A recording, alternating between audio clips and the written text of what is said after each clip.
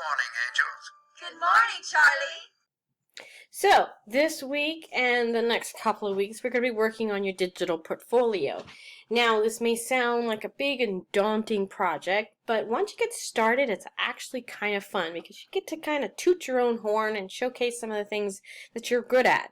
And just like an artist portfolio, it is some of your best work. Now, most people probably have a hard copy portfolio. It's a booklet that you will carry to a job interview to show, marketing designs and things like that. We're going to go a little bit into the technological age, and we're going to do a digital portfolio. Now, the great thing about a digital portfolio is that it can be emailed to people. You can send links to people, so you don't have to physically bring the portfolio to you.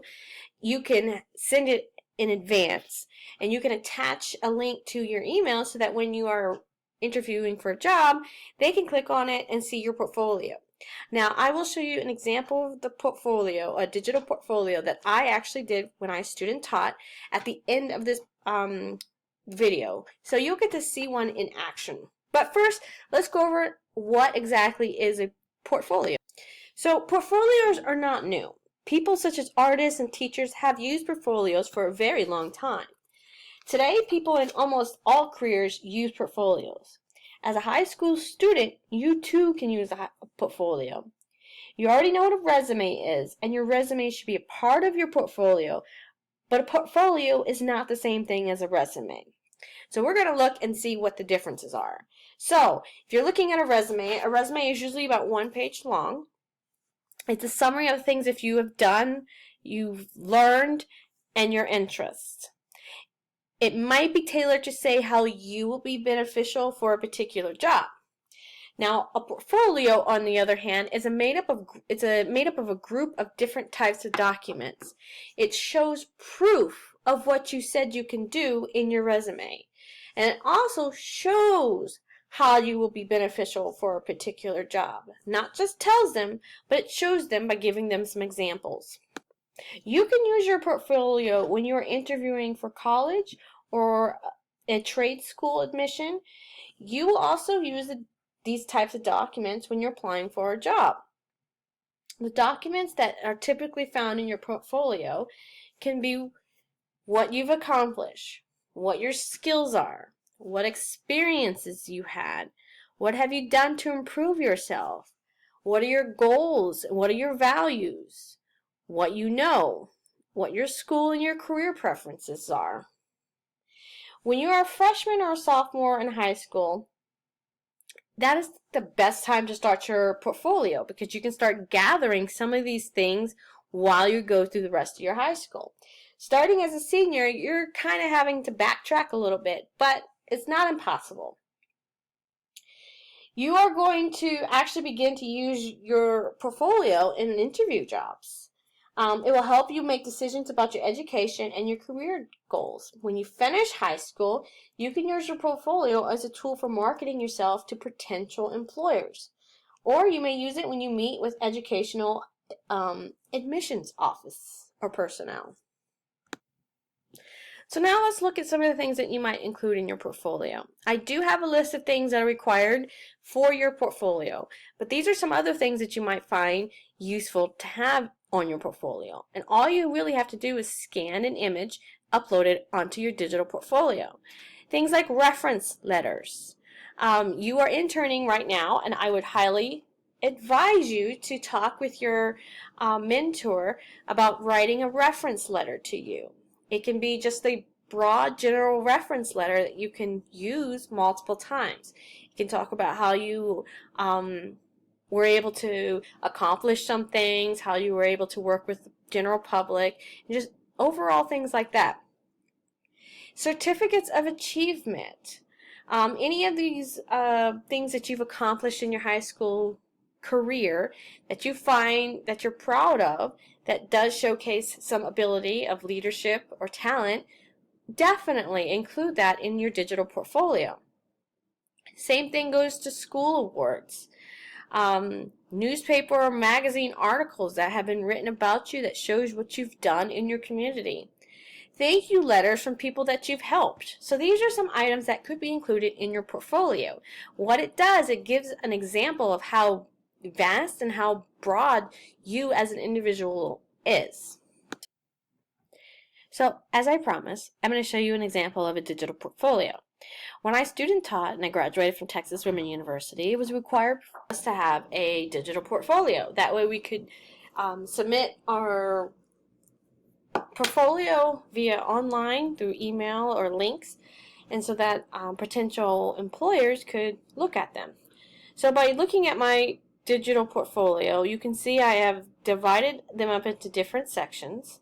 And now keep in mind, I'm using a different server or a website builder than what you guys are going to use, but it's going to still have the same components. Like, it's going to still have different pages like this one does. So I have a home page, so when you type in whatever, the link is to your portfolio, it's going to take you to the home page. And your home page should be something that represents you and the career goals.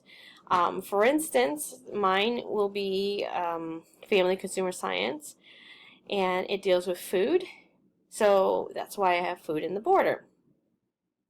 I also have a little excerpt here with my picture and some information about me. And then it has links to my different pages.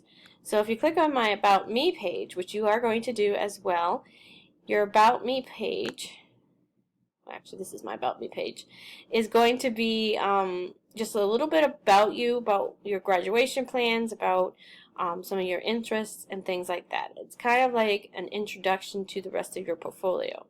Now for me, I had, as an educator, I needed to develop a philosophy. You won't need this because you won't need to develop one for education, but you'll have a different tab that's going to take to, whatever. It could be awards or whatnot.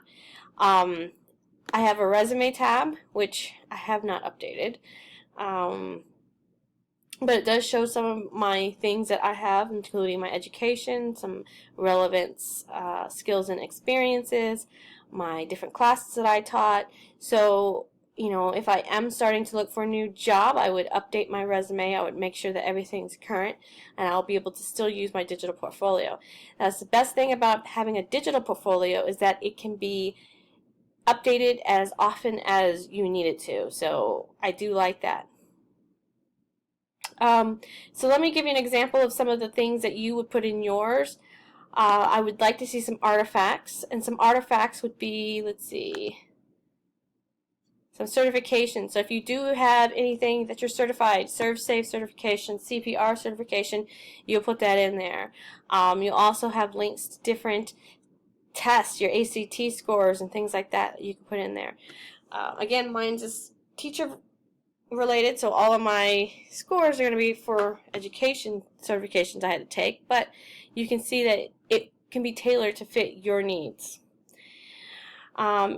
Any questions that you have in developing your digital portfolio, please come and see me.